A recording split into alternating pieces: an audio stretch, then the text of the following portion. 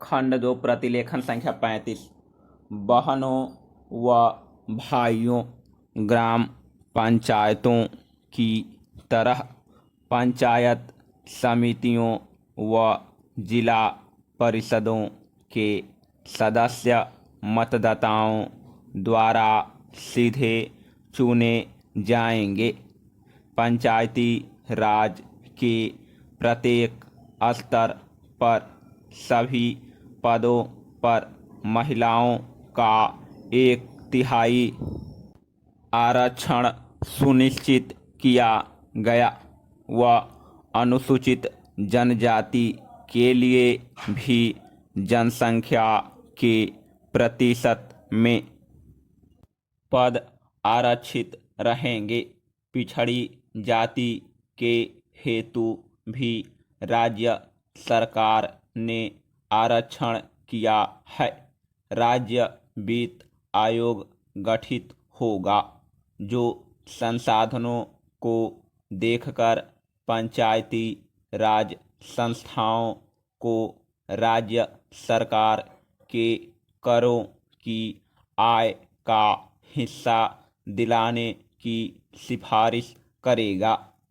राजस्थान पंचायती राज अधिनियम 1953 एवं पंचायत समिति व जिला परिषद अधिनियम 1959 को समाहित कर तथा 73वें संविधान संशोधन के प्रावधानों को ध्यान में रखते हुए राजस्थान विधानसभा में नया पंचायती राज अधिनियम 9 अप्रैल 1944 को पारित किया गया, जो राज्यपाल महोदय के अनुमोदन के पश्चात 23 अप्रैल 1994 को राज्य में लागू हो गया।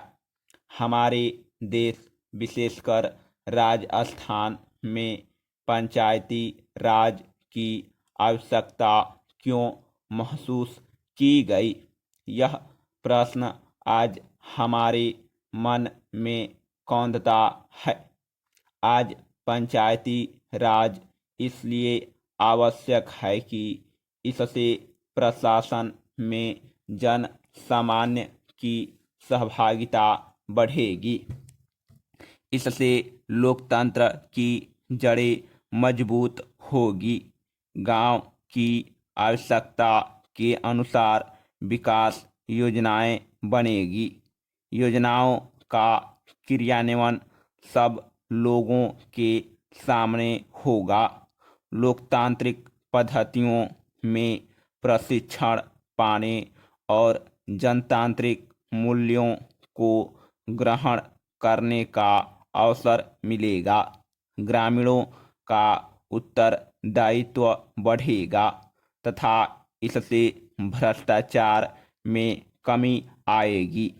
अनुसूचित जाति, अनुसूचित जनजाति व अन्य पिछड़े वर्गों की प्रभावकारी सहभागिता से राजनैतिक, सामाजिक व आर्थिक खाई पटेगी। विकास संबंधी निर्णयों में महिलाओं की भागीदारी बढ़ेगी तथा सामाजिक कुरीतियां मिटेगी। लोगों में सहयोग और अपनत्व की भावना बढ़ेगी। इससे ग्रामीण जीवन सुंदर और सुखी बनेगा। गांव की समृद्धि देश को गरिमा व शक्ति देगी और कमजोर वर्गों पर विशेष ध्यान दिया जा सकेगा। पंचायती राज संस्थाओं में समाज के कमजोर वर्गों का, विशेषकर अनुसूचित जाति, अनुसूचित जनजाति, अन्य पिछड़े वर्गों आदि को उचित मात्रा में प्रतिनिधित्व देने में विशेष ध्यान रखा है। राज्य के पंचायती राज्य इतिहास में इस बार उपरोक्त वर्गों के जनप्रतिनिधि अधिक मात्रा में निर्वाचित होकर आए हैं।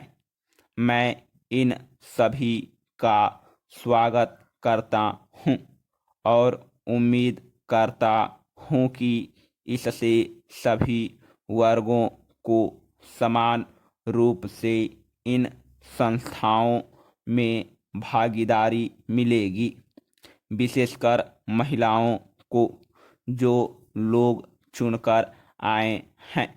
मैं उनसे उम्मीद करता हूं कि वे अपने गांव, अपने मोहल्ले, अपने क्षेत्र के विकास के लिए तन, मन, धन तथा पूरे मनोयोग से काम करें और अपने क्षेत्र की खुशहाली तथा उन्नति के लिए प्रयत्नशील रहे।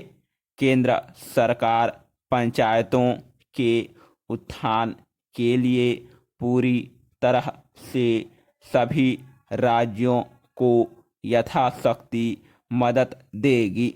देश की लगभग 3/4 जनसंख्या गांवों में रहती है, जिनकी आय कम होने के साथ साथ शिक्षा, स्वास्थ्य, पेयजल आदि अन्य आवश्यक सुविधाएं भी उन्हें पर्याप्त मात्रा में उपलब्ध नहीं है।